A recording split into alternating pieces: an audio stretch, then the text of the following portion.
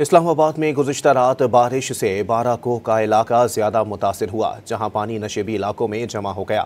پانی گھروں اور گلیوں میں داخل ہونے سے مکینوں کو مشکلات کا سامنا ہے۔ مزید جانتے ہیں ڈان نیوز کی نمائندہ رخسانہ خان سے۔ جی رخسانہ، بتائیے گا اس وقت تازہ ترین صورتحال کیا ہے؟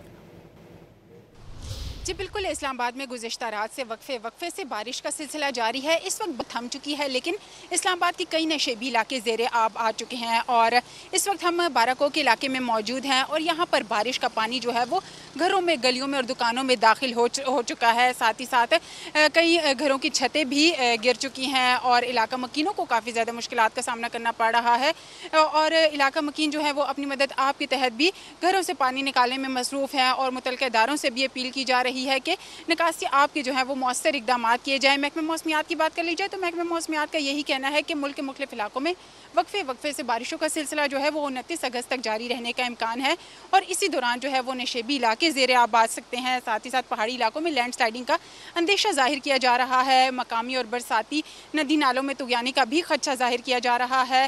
متعلقہ اداروں کو الرٹ رہنے کی ہدایت کی گئی ہے۔ ساتھ ہی ساتھ شہریوں کو بھی محتاط رہنے کا کہا گیا ہے۔ جی